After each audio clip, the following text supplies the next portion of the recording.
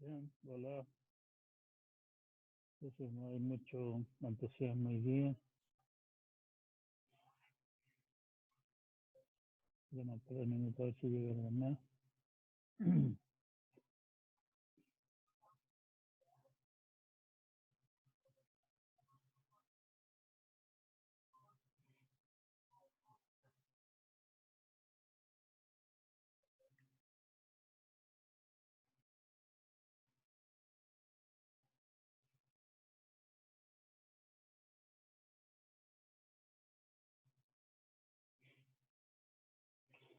Bien,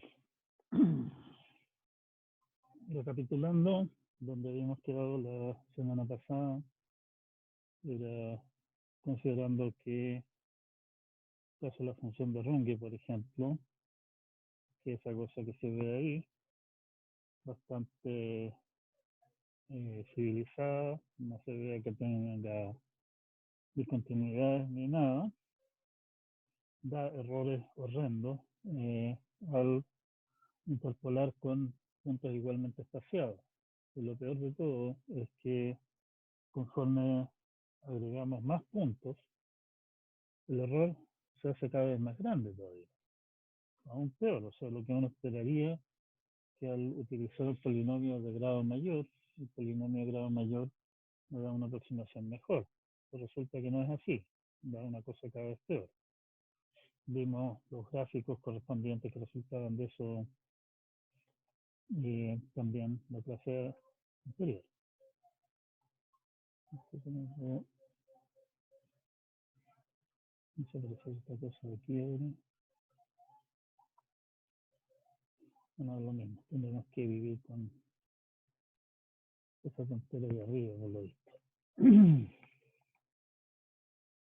Bien, entonces la pregunta, queremos elegir los puntos, que básicamente es lo que nosotros tenemos control cuando estamos interpolando, de manera de evitar en lo posible este comportamiento indeseable, o sea, por lo menos ver de minimizar el error, no permitir que el error se dispare exageradamente como lo hace una función de Runge con puntos igualmente espaciados. Nosotros vimos un teorema 7.1 del error de interpolación para los puntos x0 pam, pam, pam, hasta x sub n, y vimos que en ese caso el error cumple esta ecuación de ahí, la ecuación 7.5. Para algún z, esa cosa rara que aparece ahí es una letra griega z, que está en el rango entre A y B. Está claro que el error va a depender del punto X y también de los puntos X0 hasta X sub n. Y lo que a nosotros nos interesa al final del día es encontrar el valor mínimo, el valor absoluto de ese error sobre el rango entero. Y podrán imaginarse que encontrar ese valor mínimo sobre el rango entero es un cacho de mayores proporciones, particularmente porque el z depende de todos los puntos que estamos considerando. Depende del x, obviamente, pero también depende de los puntos x0 hasta x sub n. Entonces, encontrar el mínimo valor absoluto de esa expresión fea, sobre todo el rango, no es para nada fácil. Sí, se puede hacer en caso de necesidad extrema, digamos, de que uno le sobre tiempo a la hora de cocinar los puntos de interpolación a cambio de poder hacer más rápido la interpolación final o más precisa, más rápido por la vía de usar menos puntos, más precisa por la vía de sacarle el máximo jugo al número de puntos que tenemos, podemos darnos el trabajo. Pero acá vamos a irnos por el camino fácil y en vez de tratar de realmente minimizar el valor absoluto de toda esta expresión sea de acá, sobre el rango completo de A a B, nos vamos a contentar simplemente con encontrar el mínimo para el segundo factor, perdón, el tercer factor, el polinomio.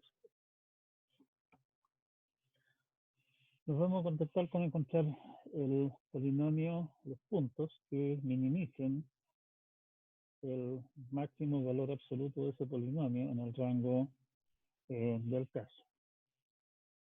Y para eso vamos a emplear una secuencia de polinomios especiales. O sea, no los vamos a emplear en realidad, sino que en realidad va a resultar que esos son los polinomios que nos dicen qué puntos deberíamos usar. Estamos. Los polinomios Chebyshev se definen mediante la siguiente recurrencia de segundo orden. No se asusten, nadie les va a pedir que resuelvan esa recurrencia. La solución no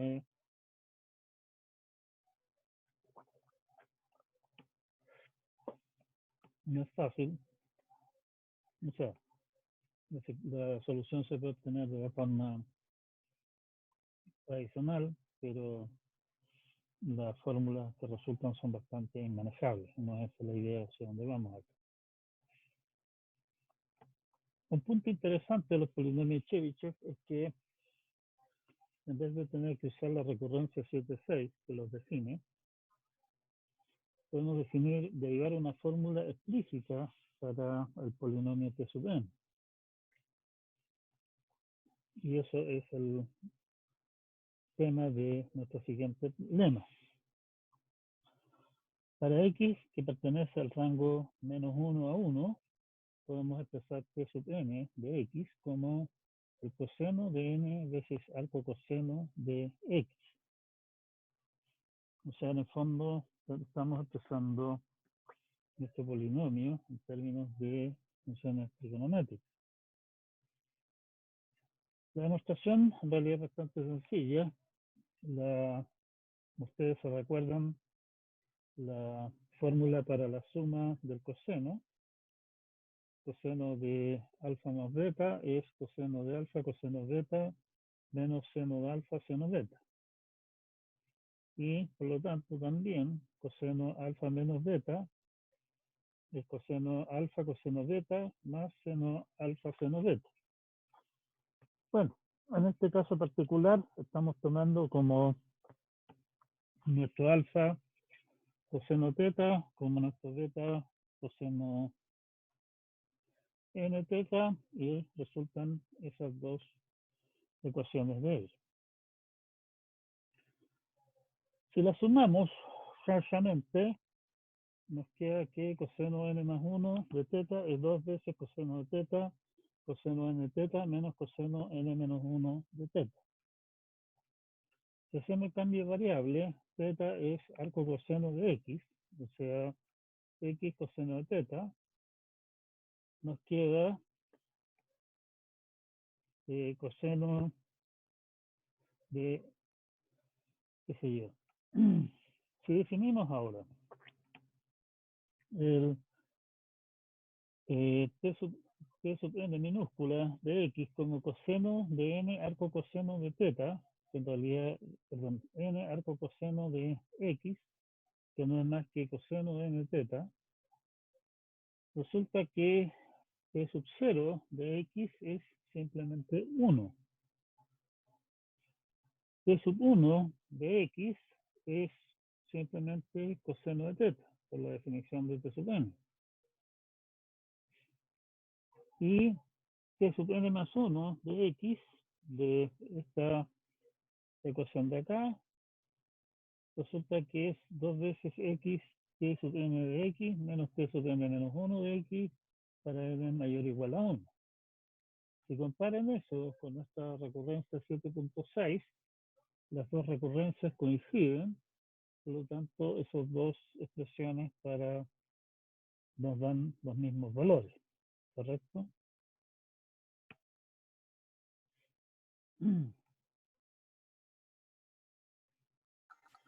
Bien, ahora, volviendo a la ecuación 7,6, aquí arriba,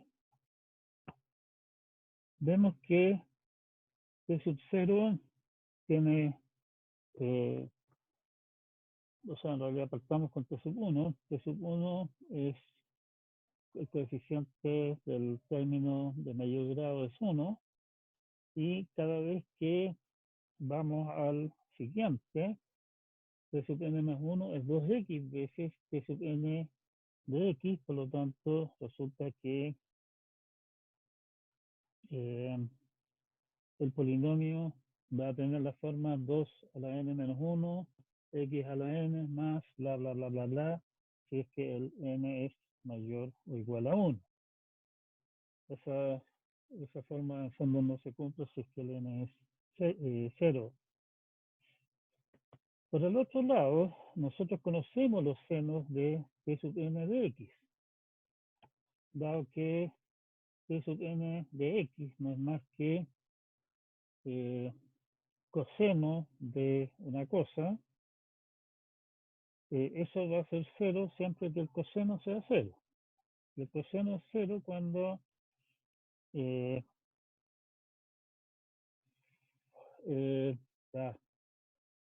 y el coseno es 0 para los múltiplos impares de pi partido por 2n. ¿Sí?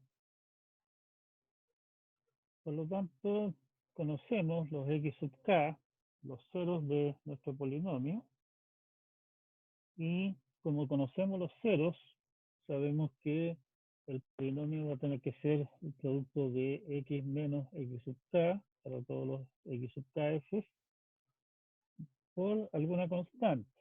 ¿Y cuál es esa constante? Bueno, esa constante es 2 a la n menos 1, que es lo que habíamos determinado antes, que era el término, el coeficiente del término de mayor grado. La pregunta, ahora obviamente que deben estar haciendo ustedes, o más bien que se hicieron cuando leyeron esto, y es qué tienen de particular estos polinomios, porque diablos nos llevan por estos lados raros que parece que no tienen nada que ver con todo el cuanto que estamos discutiendo.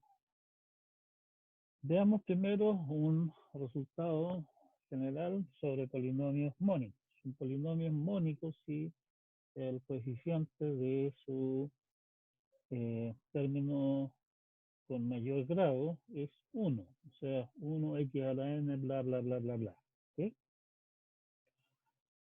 Si P sub n de x es un polinomio mónico de grado n, entonces el máximo entre 1 y x, entre menos 1 y 1 de x, el valor absoluto de P sub n de x es mayor o igual a 2 a la 1 menos n. Ojo, estamos hablando del valor máximo del polinomio sobre ese rango. ¿Sí? Y estamos diciendo que ese valor máximo es al menos 2 a la 1 menos n. O sea, agrandando el grado del polinomio, digamos, lo puedo hacer más parecido a 0, en el fondo, en el rango entre menos 1 y 1. Pero hay un límite que tanto lo puedo hacer parecerse a 0. Bueno, nuestra demostración de este hecho es por contradicción. Supongamos que para el polinomio P sub n de grado n y todo x menor o igual a 1, siempre se cumple que el valor absoluto P sub n de x es menor que 2 a la 1 menos n. Suponiendo eso, vamos a llegar finalmente a una contradicción, lo que demuestra que eso es falso. Definamos el siguiente bello polinomio. Q sub n de x es 2 a la 1 menos n, Cn de x. Por lo que habíamos dicho antes de cómo son los P sub n, ese polinomio es mónico, siempre que n sea mayor o igual a 1. Por lo que Q sub n es un polinomio mónico. Y sean U sub j los siguientes n más 1 puntos. Los U sub j en el fondo son los puntos en los cuales el polinomio de Chebyshev, recuerden su relación con cosenos y Show, es máximo. O sea, en esos puntos el polinomio es 2 a la 1 menos n en valor absoluto. ¿Sí?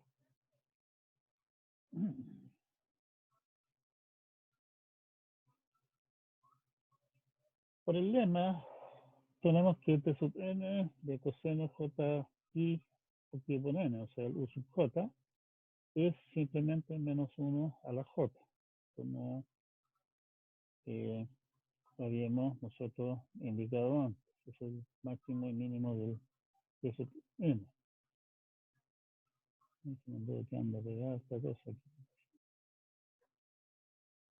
Entonces, tenemos que menos 1 a la j por q sub n, u sub j, es simplemente 2 a la 1 menos n. El menos 1 a la j se compensa, digamos, con el menos 1 a la j del u sub n, u sub j. Por lo tanto, el menos 1 a la j de sub n de u sub j siempre va a tener que ser menor o igual que el valor absoluto. Si el menos 1 a la j, digamos, y es negativo y el polinomio es positivo, bueno, tengo un número negativo que siempre va a ser menor que el valor absoluto. Si es que el polinomio es negativo y el menos 1 a la j es negativo, se compensan básicamente y quedamos con el valor absoluto. O sea, esa primera desigualdad es más o menos obvia. ¿Sí? Y también nosotros habíamos dicho que esos valores tienen que ser menores que 2 a la 1 menos n, porque hemos dicho que el máximo de ese polinomio en el rango era menor que 2 a la 1 menos n, y por lo tanto, en particular, para los u sub j, tiene que ser menor o igual que eso. Pero ese 2 a la 1 menos n, exactamente, por lo que habíamos dicho antes, igual a menos 1 a la j, u sub n de u sub j. Por lo tanto, vemos que, en resumen, esto de aquí es siempre mayor que esto y concluimos que tenemos esta desigualdad de acá. Pero eso significa que el polinomio q sub n de x, un polinomio, menos p sub n de x, que es otro polinomio, son dos polinomios que son de grado n, los dos estamos suponiendo que son mónicos, oscila n más 1 veces en el intervalo. O sea, tiene n más 1 valores, puntos en los que cambia de signo. ¿Sí? Y eso quiere decir que ese polinomio tiene al menos n ceros en el intervalo. Ahora, habíamos dicho que q sub n y p sub n eran polinomios mónicos ambos. Por lo tanto, al restarlos, se tiene que cancelar el término x a la n. Por lo tanto, el resultado q sub n menos p sub n es un polinomio de grado a lo más n menos 1. Y, como todo buen polinomio, salvo que sea idénticamente cero, no puede tener más de n menos 1 ceros en total. Aún menos podría tener n menos 1 ceros en el intervalo. Pero habíamos dicho que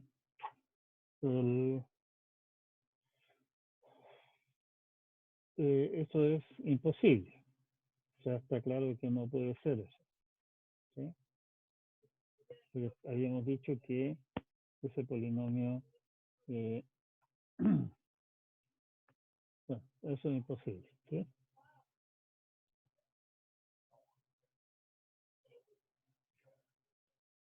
El máximo de P sub n resulta que es menor que el máximo de Q sub n, y eso no puede ser. En conclusión, quiere decir que el polinomio que nos minimiza el producto, ese que aparece al final, la productoria, el polinomio que aparece multiplicando en el término del error de interpolación, es mínimo si es que elijo el polinomio, o sea, los puntos los elijo como los puntos en los cuales el polinomio Chebyshev correspondiente es cero, que por suerte para nosotros los conocemos incluso explícitamente. O sea, volvamos entonces a nuestro problema de interpolación. Queremos hallar los puntos que minimizan esa cosa de allí. Esa cosa que tenemos ahí es un polinomio que es mónico, es de grado n más 1, que son n más 1 puntos, y por el teorema 7.3 quiere decir que el máximo entre 1 y entre menos 1 y 1 de x menos x sub j, cuando x sub j básicamente cualquier cosa que ustedes tienen conveniente, digamos, va a ser siempre mayor o igual que 2 a la menos n. Y sabemos que podemos obtener el mínimo de esa expresión de ahí, del valor absoluto correspondiente, si es que el polinomio es t a la menos n, t n más 1 de x. O sea, los x sub j son los ceros del polinomio Chebyshev de n más 1 de x. Y por el lema que habíamos visto nosotros antes, resulta que esos x sub j son los valores dados por las ecuaciones 7.9. Para esos valores, para esos puntos, nuestra cota del error es esta cosa de acá, ¿sí? Donde estamos diciendo en realidad también explícitamente, oiga, el z depende del x. Si es que yo tengo que el máximo de la n más 1 ésima derivada de la función en el rango menos 1 y 1 es de n más 1, nos queda la expresión 710. Y lo que hicimos entonces, después de hacer este ejercicio de encontrar esos puntos, repetimos el ejercicio de interpolar la función de Runge en los puntos de Chebyshev y tenemos las figuras 7.5.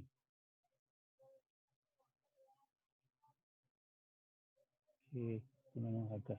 Eso es la evolución original del error. Con ese punto tenemos ese ejercicio de ahí que es realmente impresentable. Y como vimos que si tenemos 20 puntos, el error se dispara a 60, cerca de 60, al usar puntos igualmente espaciados. Al usar los polinomios Chebyshev, tenemos la figura siguiente, con 3 puntos tenemos la figura A, con 5 la B, se ve que se van acercando, la 7, 9 puntos, 11 puntos se acerca bastante.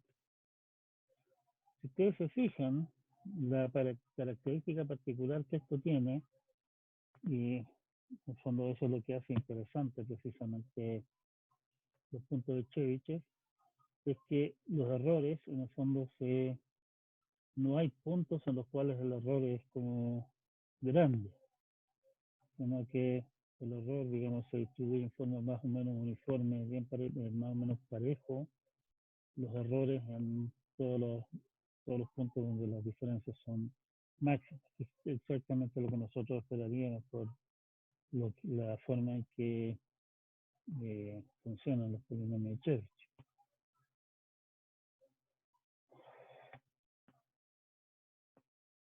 Cómo se comporta el error al interpolar la función de Runge en los puntos de Chebyshev. Aquí la cosa se comporta en forma bastante más civilizada. Cuando tenemos 2 puntos del error máximo en el intervalo 0,6, cuando tenemos 20 puntos del error de algo así como 0,02. O sea, realmente mucho, 0,01, entonces, es mucho menor. O sea, realmente sí estamos ganando algo con esta cosa de elegir los puntos de esa manera. La desventaja, claro, está en que si quiero interpolar en un rango distinto, más grande, corrido a la izquierda, corrido a la derecha, lo que sea, los puntos tengo que calcularlos todos desde cero. ¿Sí? Pero si es que tengo una función y solamente necesito interpolarla en un rango fijo dado, una buena opción es utilizar los puntos de Chebyshev como puntos para dar el valor de la función.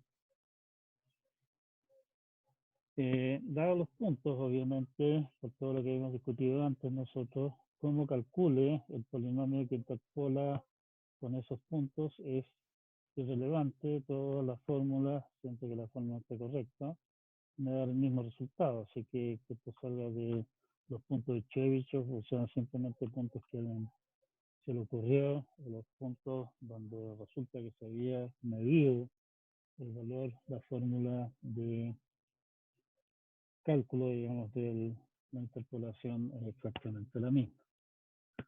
Hay otras técnicas más de interpolación basándose en otras ideas diferentes, pero esas las vamos a dejar para la próxima vez que termine el ramo. Por ahora vamos a quedar hasta acá. Consultas, preguntas, comentarios.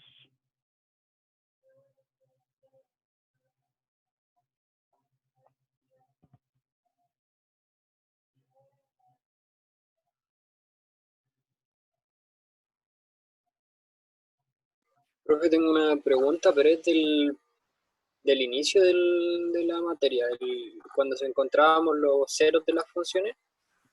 Sí. ¿Cómo yo definía el intervalo, el primer intervalo, el x sub 0 y el x sub 1? Muy buena pregunta. Porque No, está claro, eh, sí, tienes toda la razón. O sea, eso definitivamente es un problema más o menos espinoso, digamos. Y todo lo que nosotros hicimos, tanto en esta discusión, llamémoslo así, eh, más bien por encima, explicando el por qué, las distintas fórmulas de dónde salen, en general parten de la base que también muy definitivamente nuestros análisis de convergencia, parten de la base que el intervalo en el que estamos trabajando es muy chico, ¿cierto? Y el problema entonces está claramente en como diantres obtengo un intervalo muy chico como punto de partida. Lamentablemente eso no tiene una respuesta muy científica, llamémoslo así. Y la respuesta en el fondo va a depender mucho del caso en que estemos. O sea, tú vas a tener alguna información sobre la función de la cual quieres estar yendo al cero. Posiblemente tengas algunos puntos en los cuales tú conoces el valor de la función, que si yo, que si la función en cero es menos 1, y que la función en 1 es 1 partido por e, o alguna cosa rara así, digamos, o por lo menos algunas cotas. De repente tiene información que te dice, oiga, esta función, la primera derivada es siempre positiva, y por lo tanto, sabiendo que esa función en algún punto es negativa, en otro punto es positiva, quiere decir que entre medio tiene que haber un cero, y hay uno solo. Y qué sé yo, o sea, estamos hablando de toda clase de información más cualitativa acerca de la función que información cuantitativa. Posiblemente tu primera aproximación al cuento sea simplemente, oiga, hagamos un monito, calculemos el valor de la función en algunos puntos y hagamos un gráfico, así un poco a la rápida, para tener una idea más o menos por dónde andan los ceros. ¿Sí? se trabaja primero con suposición y tratando de acercarse lo más posible. Claro, o sea, la idea, o sea, lo que tú buscas inicialmente es tratar de alguna manera, acotar el cero, encontrar algún rango, digamos, al cual tú sabes o sospechas que está el cero que te interesa. Lo otro, estirarse simplemente la chancha, tomar algún punto de partida cualquiera, o más o menos cualquiera, que por X razón te tinca, y empezar a iterar desde ahí y ver qué pasa. Si es que si yo uso el método de Newton, calculas un par de iteraciones y ves que el asunto se está acercando a algo, o se está yendo hacia el azul del cielo. ¿Sí? No es simple. Hay algunos teoremas, pero son teoremas medio chamullosos, digamos, que también dependen de conocer en mucho detalle la función del caso, que te dicen que son un rango, por ejemplo, la segunda derivada y la primera derivada cumplen ciertas condiciones, entonces en ese rango hay un cero, un único cero, y el método de Newton converge, por decirlo.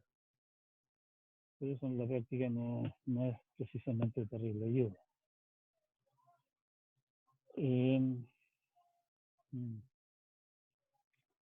Tal vez tendré que buscarlo.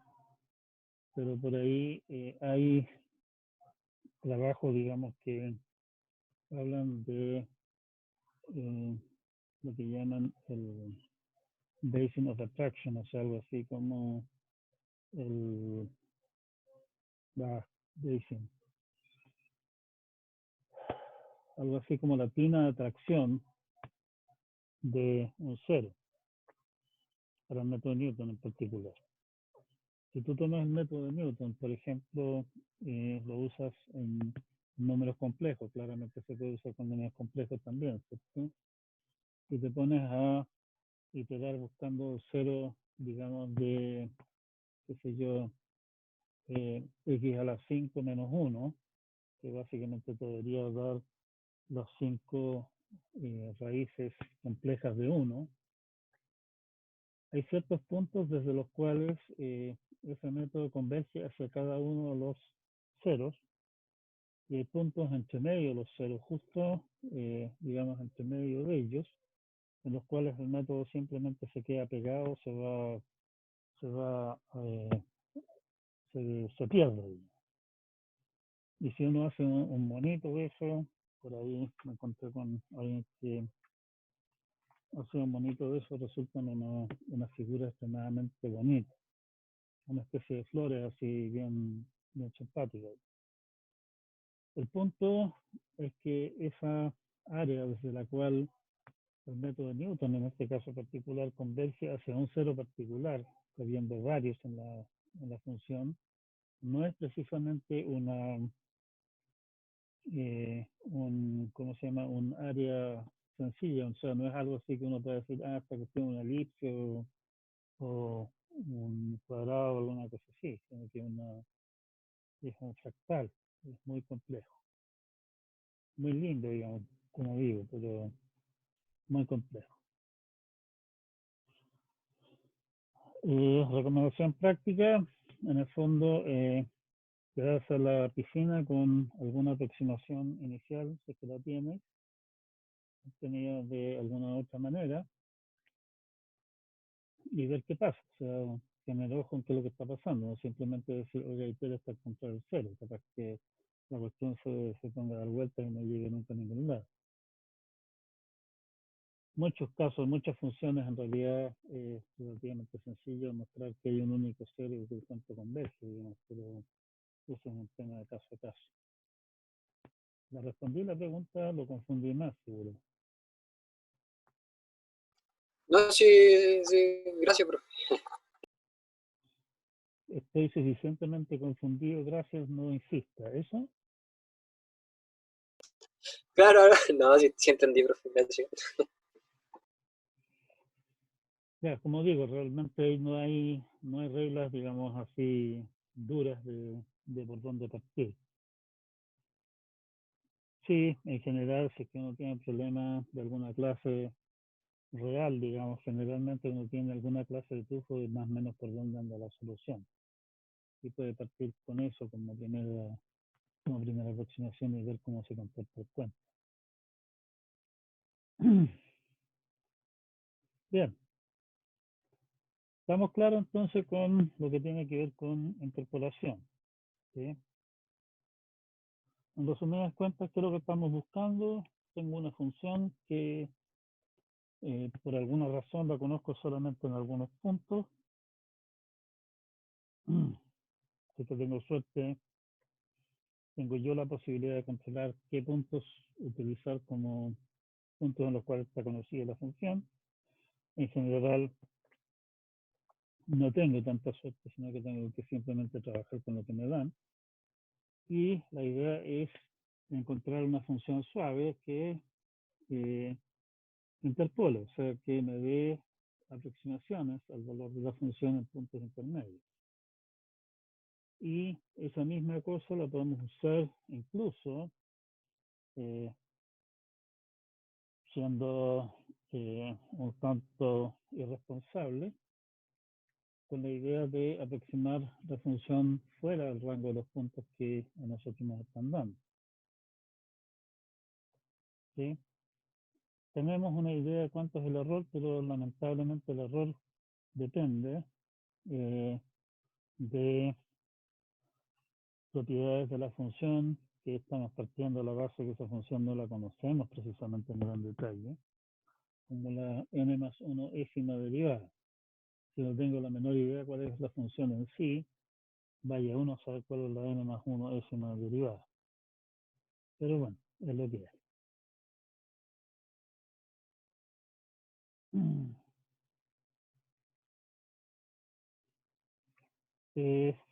En todo caso, si les interesa más el tema, el paper de Epperson, la referencia 2 acá, del 87, da un análisis bastante detallado de qué es lo que sale mal en la función de Runge al interpolarla con puntos igualmente espaciados y el por qué. Si ustedes tienen algún rato de ocio, dando vueltas por ahí, no hayan qué hacer, en una de esas esa puede ser una lectura entretenida. No es precisamente lectura liviana, digamos, pero es entretenido.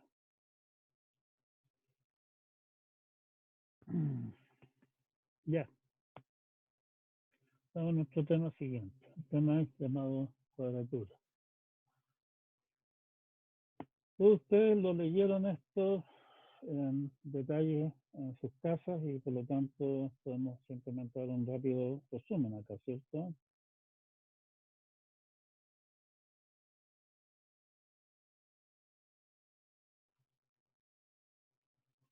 Silencio otorga, dicen. Perfecto. Bueno, ¿qué es lo que nos interesa acá? Nos interesa desarrollar técnicas para calcular integrales en forma numérica. Tenemos un montón de técnicas para calcular integrales, ¿cierto? Tenemos el teorema fundamental del cálculo que relaciona derivadas e integrales y de esa manera si que me dan la función, en principio yo puedo calcular la antiderivada y estamos al otro lado.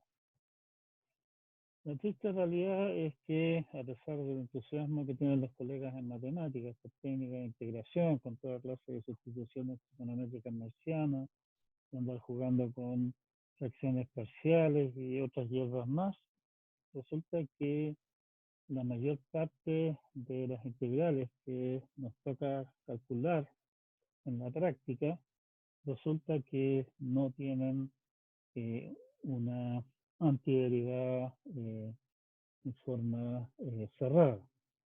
Y por lo tanto no nos va a quedar otra al final del día que utilizar alguna otra clase de técnica que las enseñadas en los ramos de cálculo.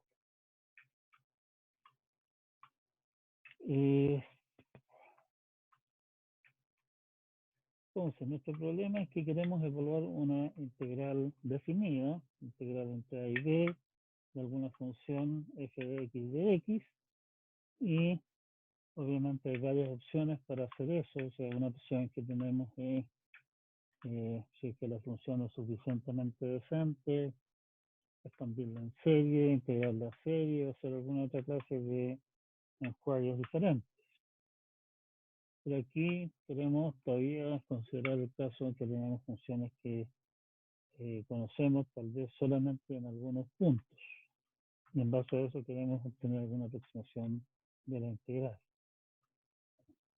Estas técnicas en su, ¿cómo se llama? En su conjunto genérico se les llama técnicas de cuadratura, porque al final del día, si ustedes recuerdan lo que dice, lo que es la integral, generalmente la interpretamos como área bajo la curva.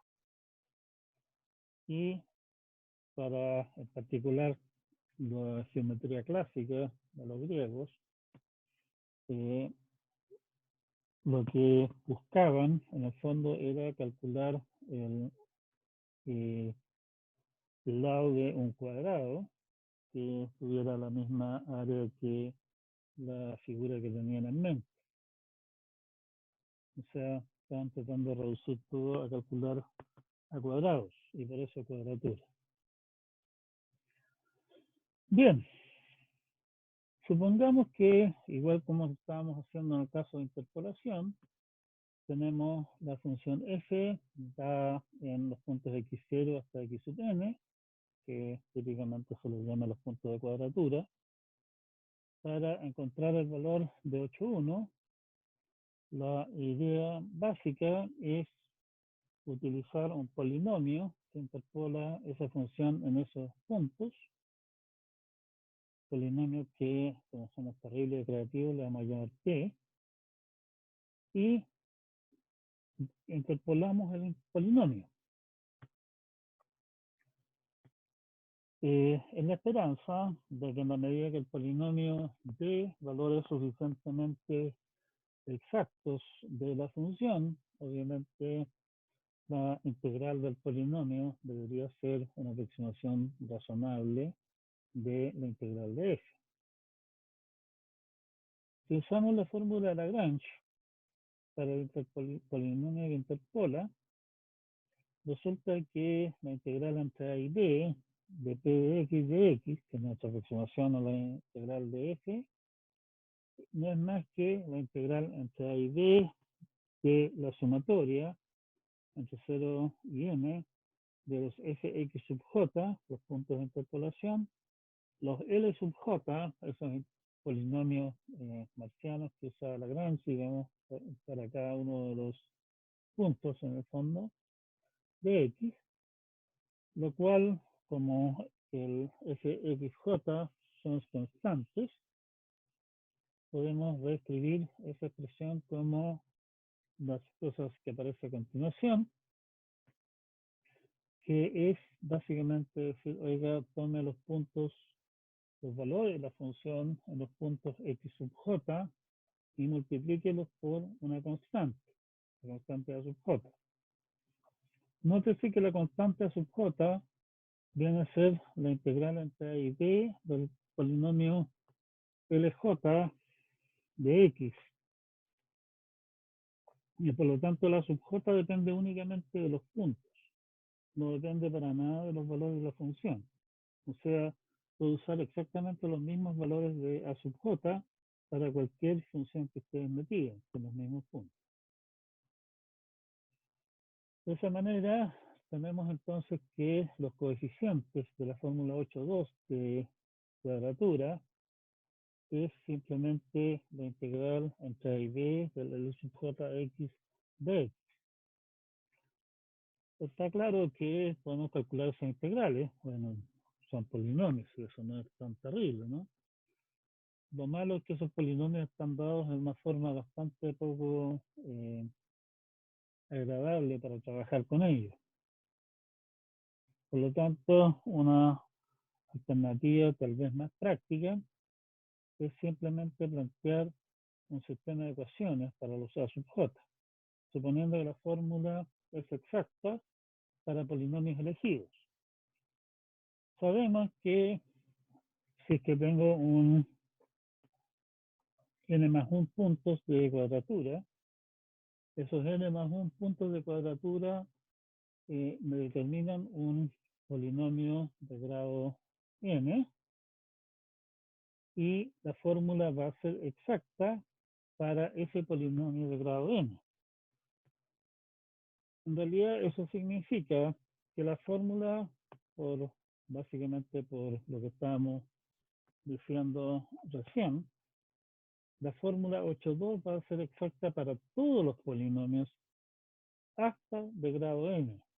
Y por lo tanto yo puedo plantear un sistema de ecuaciones eligiendo un conjunto de n más 1 polinomios adecuadamente elegidos para que resulte fácil trabajar con ellos, de manera de plantear entonces un sistema de ecuaciones que me determina los A sub j. Es una alternativa más práctica en muchos casos. Hay otros métodos más, pero en el fondo, en muchos casos, en realidad son la solución más práctica. El error de integración, por definición definitiva, va a ser el valor exacto de la integral menos el valor de nuestra aproximación, o sea, la suma de los A sub j e f de xj. Y obviamente parte de nuestro negocio va a ser inventar técnicas relativamente sencillas para calcular esa fórmula de interpolación. Y segundo, obviamente, estimar cuál es el error que estamos cometiendo. De manera que el día de mañana, si a mí me dicen, oiga, calcule las integrales de esta cosa con, qué sé yo, 5 cifras decimales, yo sepa cuántos puntos, por ejemplo, tengo que usar para hacer el cálculo de manera de realmente obtener la precisión que me están exigiendo.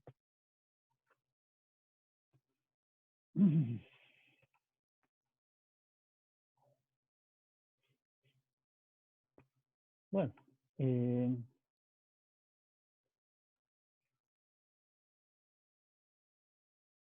suponiendo que la fórmula es exacta para polinomios hasta grado m,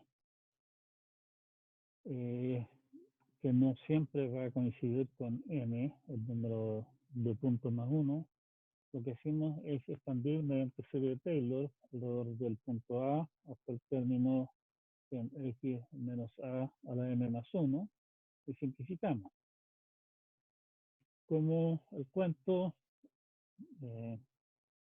por nuestras suposiciones, en el fondo va a ser exacto hasta n, en el fondo todos los otros términos tendrían que cancelarse y quedarnos únicamente el término en x menos a la m más 1 y darnos una idea de cuáles son los errores. Claro que si son muchos puntos, eso es bastante feo. ¿Sí? Profe, ¿por qué es x menos a elevado a m más 1 y no elevado a m? Porque sabemos que, o sea, estamos diciendo que la fórmula es exacta para polinomios hasta grado de m, ¿sí? Y por lo tanto el error va a estar en los términos en x a la m más 1 y siguientes. Ah, entonces como un grado intermedio el m. No sé, términos más allá. ¿No? O sea, sabemos que si yo integro, qué sé yo, los polinomios de grado 0, 1, 2 hasta n, el error va a ser 0.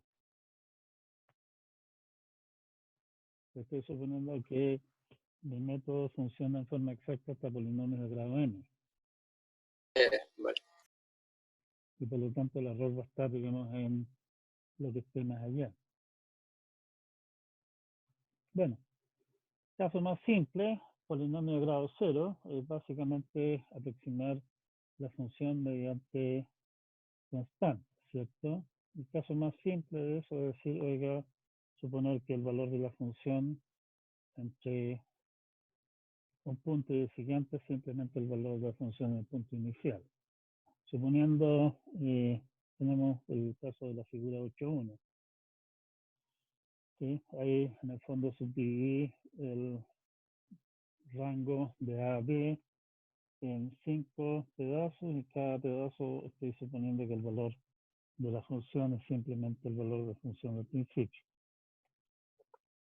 Está claro que eso subestima el valor de la integral en este caso, en algunos otros casos va a sobreestimarlo, ¿cierto? Pero da una idea de por dónde va la cosa. Como digo, este es el caso más simple y en el fondo es lo que uno le nace, digamos, de buenas a primeras.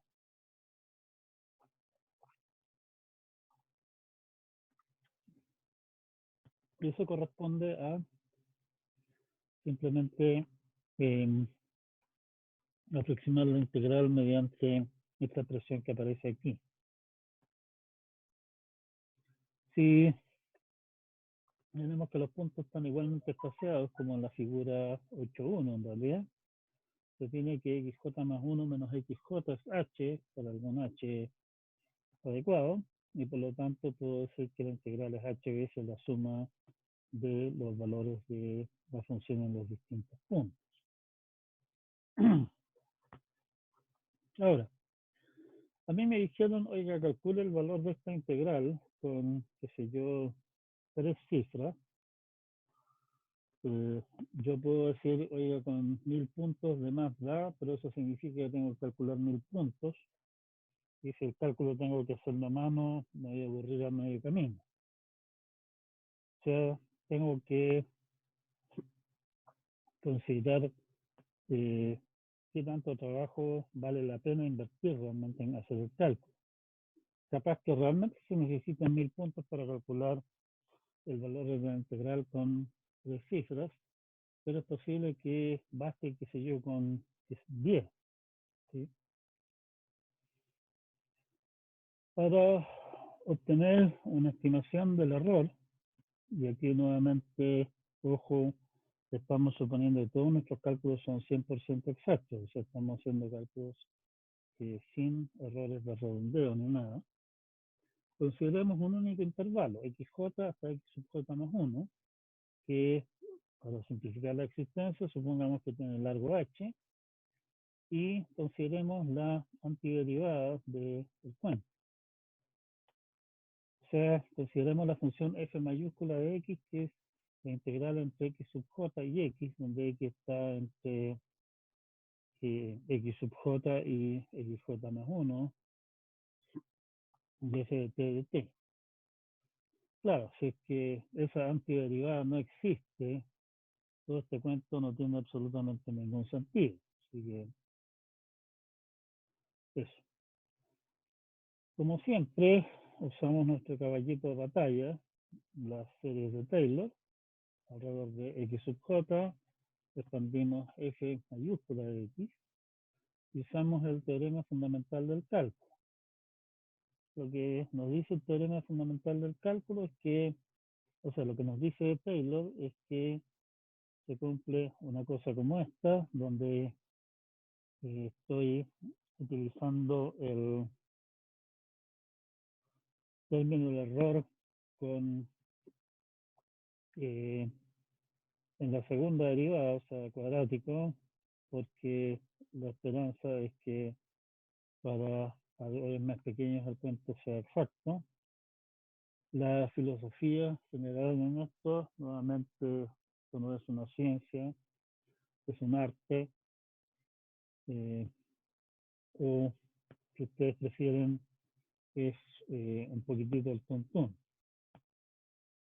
La idea es, veamos qué pasa si es que trunco mi serie de Taylor en el término cuadrático. Estamos bien, perfecto.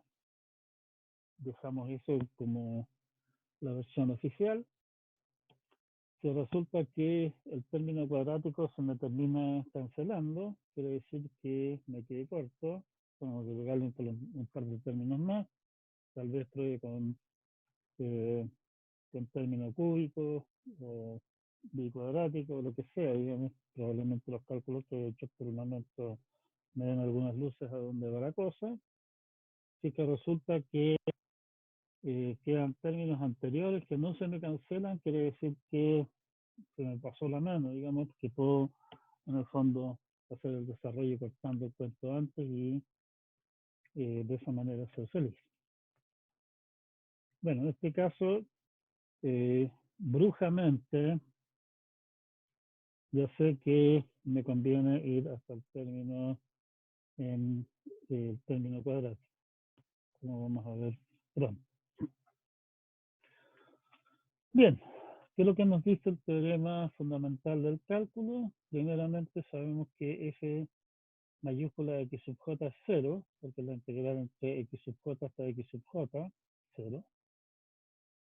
La primera derivada de la función f mayúscula, por el teorema fundamental del cálculo, es simplemente f de x sub j, y la segunda derivada de f mayúscula no es más que la primera derivada de f. Y por lo tanto quedamos con esa segunda expresión para el valor de f de x. Y lo que tenemos que hacer ahora es calcular el f mayúscula de x para x sub j más 1, que es precisamente el valor que nos interesa. Y lo que me queda como residuo en el fondo es un error. Recordando entonces que h es xj más 1 menos xj, eso quiere decir que la integral entre xj y xj más 1, o sea, la f de xj más 1 es f de xj por h más f' de phi medios h cuadrado. El error, que era el valor exacto de la integral menos la aproximación del caso, resulta ser f' de psi medios h cuadrado. Ahora, eso quiere decir que el error es cuadrático en h para cada intervalo. Si tenemos n intervalos, aplicando las teorías, digamos, no las teorías, aplicando las propiedades de fórmulas asintóticas, nosotros podemos decir que la suma de los errores para todo un intervalo entre A y B, como que habíamos planteado antes en el primer mono, digamos, va a ser n veces O de h cuadrado, y eso es simplemente n o de n veces b menos a partido por n cuadrado, b menos a cuadrado partido por n cuadrado, porque h es b menos a partido por n, que es o de b menos a cuadrado partido por n, para simplificar, que en el fondo viene a ser o de b menos a partido por n, o sea, h, porque el b menos a podemos considerar una constante. O sea, en el fondo, al subdividir un intervalo en pedazos, estamos perdiendo, digámoslo así, un grado en el h. ¿Sí? Estas reglas compuestas vamos a tener una situación similar. Para los que no me creen, resulta que hay un z intermedio en todo el cuento que hace que esa cosa se cumpla. Luego le echo una mirada por su cuenta y lo consigo.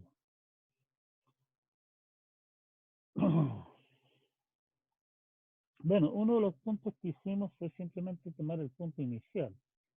Y si ustedes le dijeran, oiga, encuentre aproximadamente el área de esta figura, ustedes no se irían por una escalera que parte de los puntos iniciales, sino que tratarían de encontrar alguna escalera que los puntos de alguna manera no quede siempre por debajo, digámoslo así, sino que tenga una parte por encima de la curva y una parte por debajo.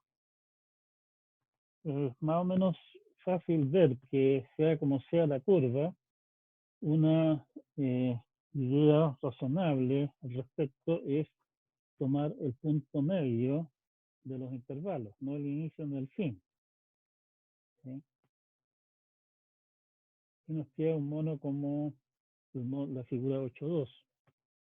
Si ustedes se fijan, la idea aquí es que por ejemplo, en el primer cuadradito que tenemos, el primer rectangulito que parte en A, hay un triangulito, entre comillas, porque no es realmente un triángulo, que cae por encima de la curva y por debajo del pecho del rectángulo, digamos, del lado superior del rectángulo.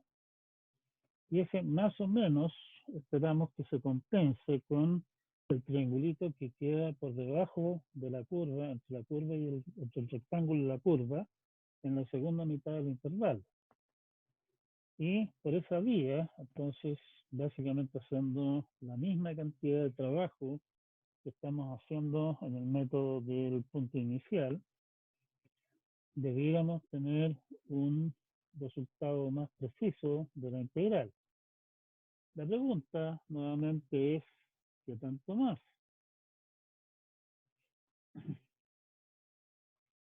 Para este caso, en particular, si estamos considerando un intervalo, llamémosle a B al intervalo para no enredar demasiado la notación. Estamos diciendo que la integral en ese intervalo se aproxima por B menos A por el valor de f en A más B medio. Expandiendo el mismo f que teníamos nosotros la vez pasada, utilizando series de Taylor alrededor de A, f de A más h es f de A más f' de A por h y así sucesivamente. Y aquí estamos agregando un término más. Estamos llegando al cubo. ¿Por qué el cubo? Bueno, porque después de jugar con varias alternativas resulta que ese es el correcto, digamos. Nuevamente haciendo los mismos enjuagues anteriores, resulta que, por el teorema fundamental del cálculo y otras cosas más, resulta que esa expresión de aquí, o sea, el f de A más h es f de A por h más un medio f' de A por h cuadrado más bla, bla, bla. Donde el h en realidad por el momento es simplemente un valor. Si B es A más H, tenemos para nuestra expresión, extendiendo F más A, F de A más H medios, o sea, el F en el punto intermedio entre A y B. Nos queda para el error esta expresión de acá y después de simplificar las cosas, como ustedes ven, los términos en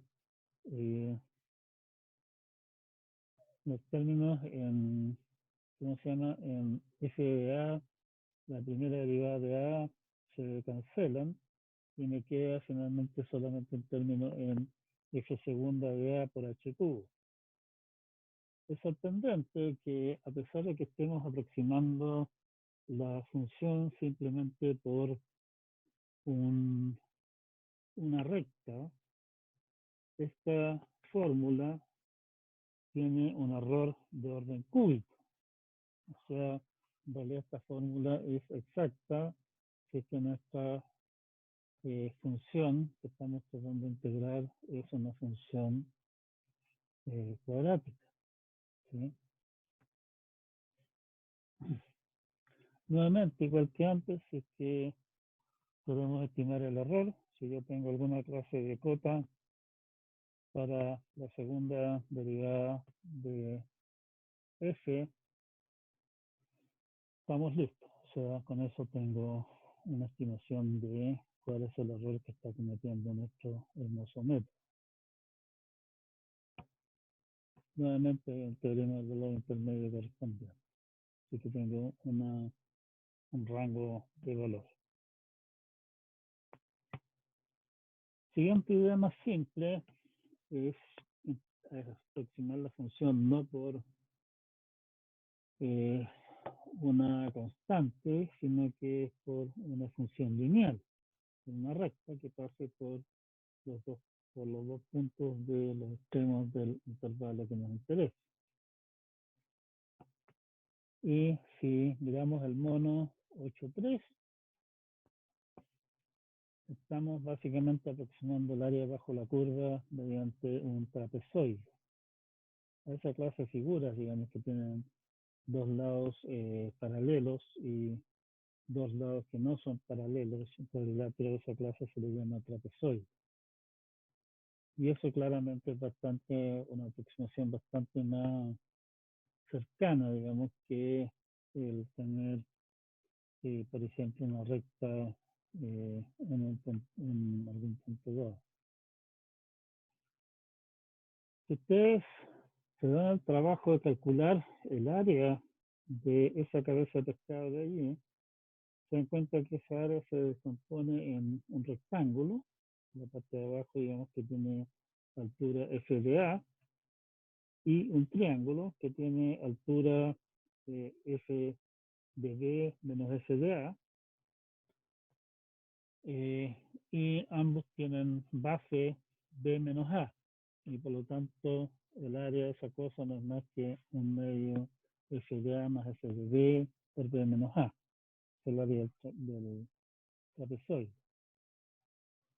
Si tuviéramos varios intervalos, como antes x0 hasta x sub n, con un h fijo, la regla del caso se traduce en una cosa como esta. O sea, tenemos una serie de un medio f de x0 más f de x1 más un medio f de x1 más f de x2, etcétera, y los puntos intermedios, salvo los puntos de los finales, el x0 y el xn, van a terminar multiplicados por un medio más un medio, o sea 1, y nos queda la fórmula que aparece acá. Y eso se le llama la regla del trapecio, como trapezoides.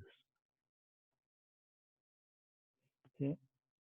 Nuevamente, tenemos una idea razonable de cómo calcular la integral.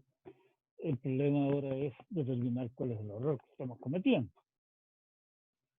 Y recurrimos nuevamente a algún chamullo similar al que hicimos antes.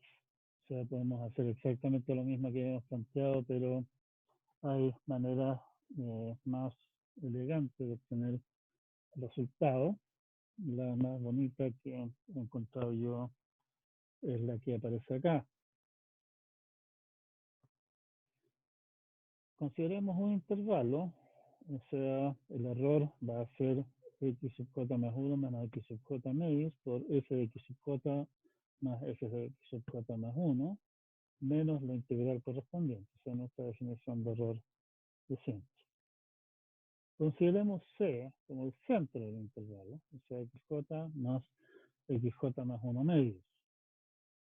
Por lo tanto, xj más 1 menos c es lo mismo que c menos xj, que es xj más 1 menos xj medios. Si tomamos una media docena de cervezas artesanales bien frías y miramos la fórmula 811, eso tiene una carga de integración por partes que ya se la quisiera cualquiera. O sea, el E sub j viene a ser simplemente el resultado de integrar entre xj y xj más 1, x menos c por la primera derivada de f de x de x. ¿Sí? Revísenlo, digamos, dense el trabajo de ver qué es lo que significaría integrar esa cosa por partes con el u, el x menos c, y con el de b, f' de x, y se van a dar cuenta que se obtiene exactamente después de un suave masaje japonés, digamos, se obtiene la misma fórmula 811. Bien, podemos integrar por partes de nuevo, ¿sí? Y nos resulta la siguiente hermosa fórmula de acá. Nos queda un medio x menos c al cuadrado por f' de x, ahora estoy usando como de b x menos c de x, y como u el f' de x, Y me queda eso menos la otra integral, la integral de eh, de u, ¿correcto? Y de u en este caso es segunda x de x.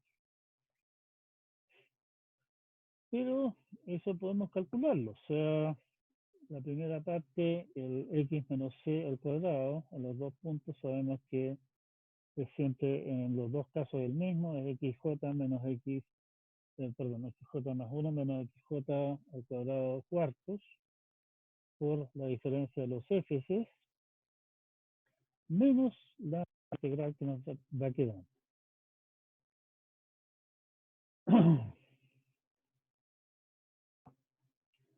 Ahora, eso de allí podríamos interpretarlo como una constante multiplicando la integral de f segunda de x.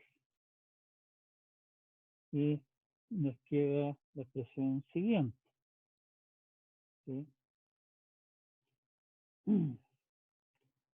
Ahora, resulta que el polinomio que tenemos multiplicando el f segunda de x en la integral, en el rango de xj a xj más 1 no cambia de signo. ¿Sí? Por lo tanto, si f segunda es continua en el intervalo, podemos aplicarle el teorema del valor intermedio de la integral. Lo que nos asegura es que hay algún punto intermedio entre xj y xj más 1, tal que el valor de la integral es el valor en el punto intermedio de la función f segunda, multiplicado por la integral de lo que resta, la parte que no cambia de signo. Y eso podemos integrarlo sin mayores dificultades, porque es un polinomio, y nos queda esa hermosa expresión de él. O sea, el error en el intervalo j va a estar dado por la segunda derivada de la función f en algún punto intermedio del intervalo, 12avos por h cubo. O sea, el método es cúbico también, curiosamente. Uno esperaría que el método que funciona con rectas, digamos, uno esperaría que fuera exacto para rectas solamente.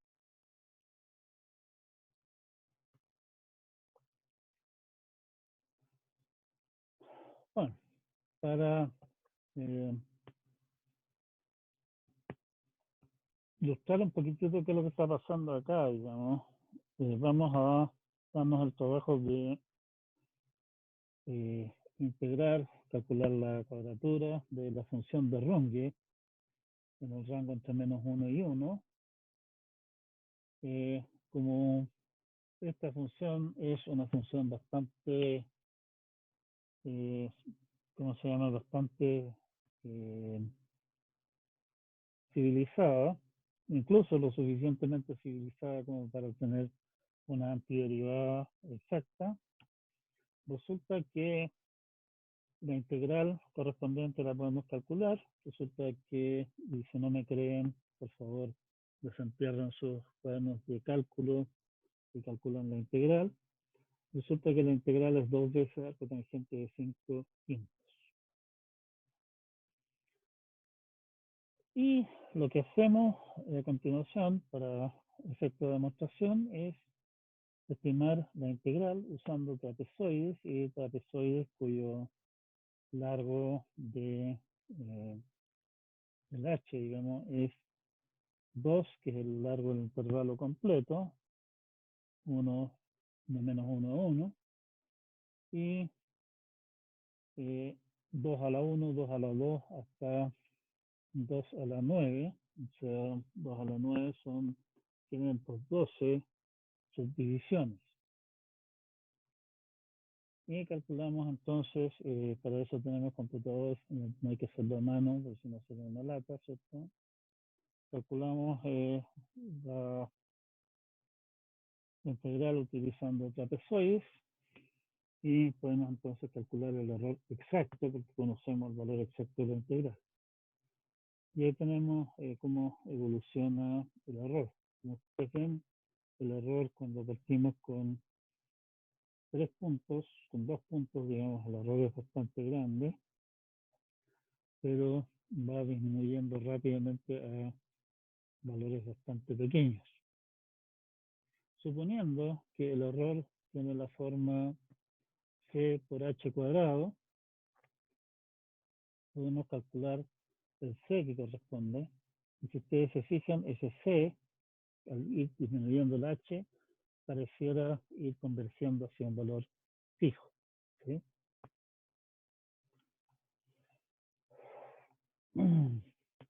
Ya, siguiente paso es usar una parábola, polinomio cuadrático. Hay varias maneras, más o menos complicadas, de deducir la fórmula correspondiente. Hay un teorema, o sea, un artículo de Dalvila y Biertzma que recopilan, digamos, una serie de derivaciones sencillas de los métodos más comunes, o sea, los métodos anteriores. Acá vamos a tomar un camino distinto. Igual les recomiendo que le echen una mirada al artículo del caso, es bastante instructivo de cómo hace las cosas. Integrar el polinomio interpolador cuadrático significa tomar 3 puntos. Y para simplificarnos la existencia, de manera que no tenemos que estar lidiando con números feos todo el tiempo, consideremos que sean igualmente espaciados y que esos puntos tengan A más B medios y B. Una sencilla transformación lineal transforma el rango A a B al rango menos 1 y 1, que me da que nuestros 3 puntos de cuadratura son menos 1, 0 y 1, que son más cómodos trabajar con ellos que estar planteando con valores cualquiera. Así que vamos a suponer que estamos solamente interesados en ese rango. O sea, lo que estamos buscando es una fórmula que me diga que la integral entre menos 1 y 1 de f de x de x es aproximadamente a la menos 1 por f en menos 1 más a sub 0 por f de 0 más a sub 1 f de 1. ¿Sí?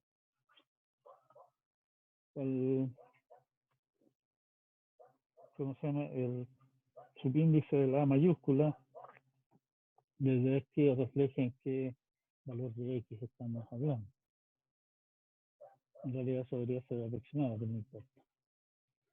Ahora, lo que habíamos dicho nosotros antes, que teníamos la posibilidad de integrar los polinomios de Lagrange y toda la otra clase de cosas para obtener los A, pero acá vamos a recurrir a la técnica de plantear un sistema de ecuaciones. Nuestra fórmula, por diseño, estamos pensando en una fórmula que toma 3 puntos, interpola un polinomio de grado 2, y integra eso. Por lo tanto, nuestra fórmula debería ser exacta para todos los polinomios hasta grado 2. Y por lo tanto yo puedo plantearme un sistema de ecuaciones diciendo, oiga, la fórmula es exacta para grado 0, para grado 1, para grado 2, y eso me da un sistema de 3 ecuaciones para las 3 incógnitas, los A sub menos 1, A0 y A1. Y eso es lo que aparece entonces aquí a continuación al principio de la página 78. Pero, como ustedes tienen ojos de lince de buen sanzano, se dan cuenta que también la integral, todas las integrales para x a la potencia impar va a dar 0, y nuestras ecuaciones, nuestra ecuación 1, nuestra primera ecuación, la ecuación para x, también indica que para esos términos el cuento es 0. Lo que significa eso es que, a pesar de que nosotros nunca lo pensamos así, nuestra técnica va a ser exacta incluso para polinomios cúbicos. Lamentablemente, si tenemos un polinomio de grado 4, la cosa no coincide. Polinomio de grado 4, la integral de menos 1 a 1 de x a la cuarta de x es 2/5, que debería coincidir con la que tenemos para grado 2. Así que tuviéramos tanta suerte, digamos, resulta que los coeficientes lamentablemente son diferentes. Pero sí, básicamente estamos sacando un grado gratis acá de pura chiripa. En realidad no pura chiripa, como vamos a ver un poquitito más adelante. Bueno, ese sistema de ecuaciones acá es re fácil de resolver. Me dice que a menos 1 y a1 es 1/3 y a0 es 4/3. En realidad es tranquilizante que el a menos 1 sea igual al a sub 1. La simetría de la situación nos indica que esos dos coeficientes deberían ser iguales. Y finalmente tenemos el resultado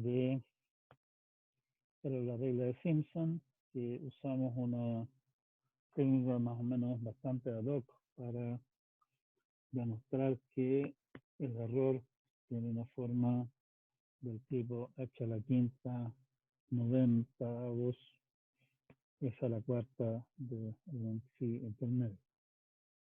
¿Sí? Los detalles están en el apunte, o sea, no tiene mayor interés en insistir en el tema.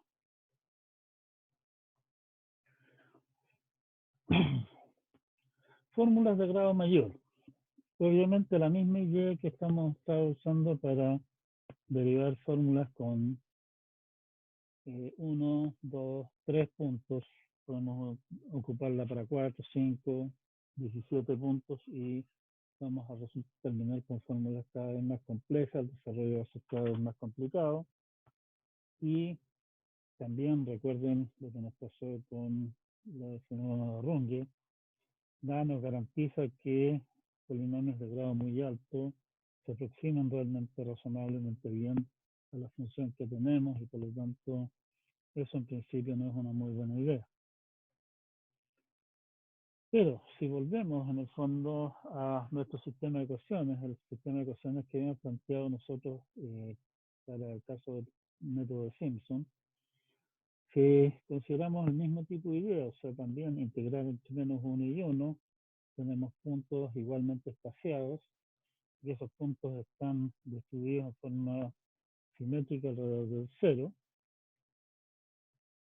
La regla de cuadratura va a ser exacta hasta para polinomios de grado n, si tenemos n puntos. Básicamente porque el sistema de ecuaciones que tenemos resulta ser simétrico y la integral de polinomios, ¿cómo se llama? Polinomios de grado impar va a ser siempre 0, entre menos 1 y 1, y por lo tanto básicamente ganamos un exponente más, digamos, sale gratis. No va a pasar lo mismo si n es par.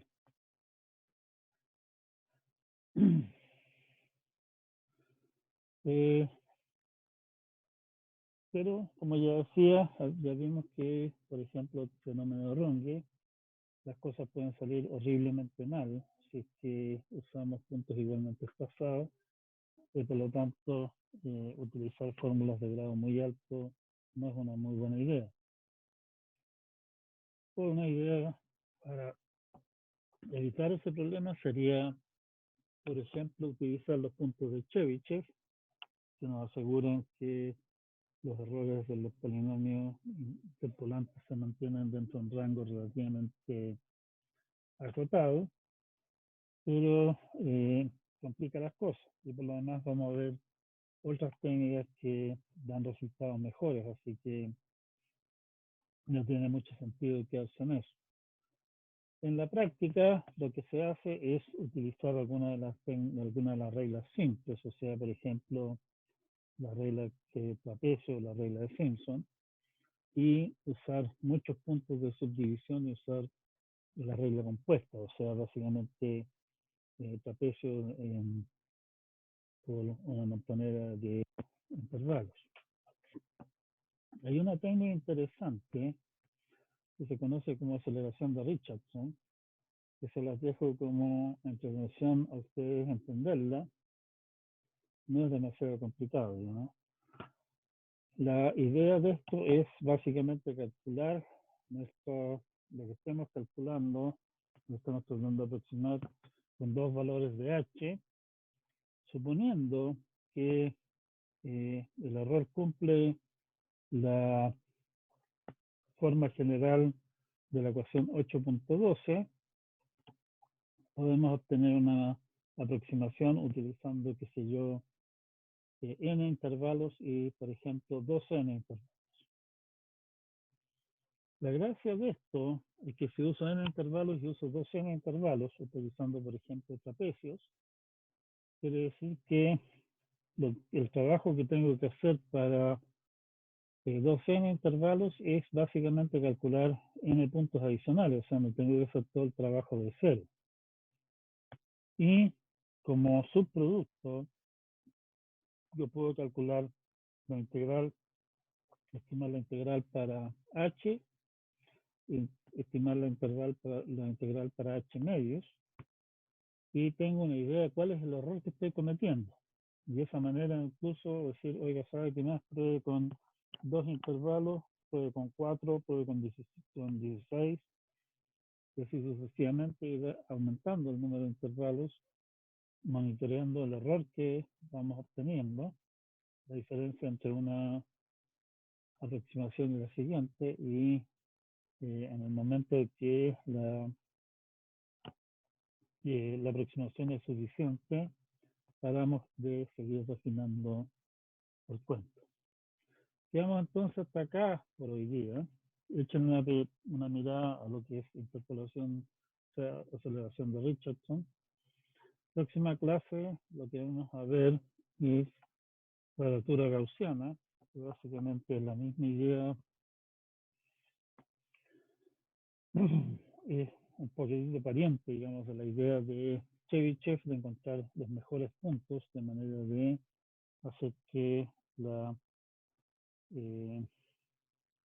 el polinomio interpolante de alguna manera sea el mejor posible, pero con criterio diferente. Por favor, lean el capítulo 9, que sigue, y el capítulo siguiente, que en el fondo deriva mayor detalle qué es lo que pasa con nuestro tema de cuadratura en esos casos. Estamos hasta acá por hoy día. Preguntas, acotaciones, dudas, algo que comentar.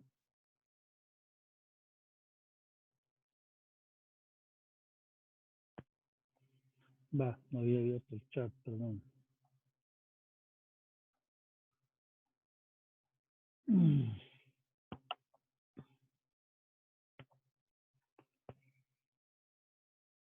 ¿Algún comentario? O en realidad estamos casi justo en la hora. Disculpen que me he extendido tanto, digamos, pero tampoco me quería dejar este tema pronto.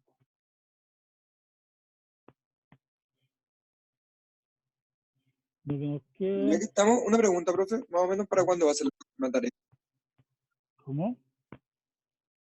No te escuché. Más o menos para cuándo va a ser la próxima entregable.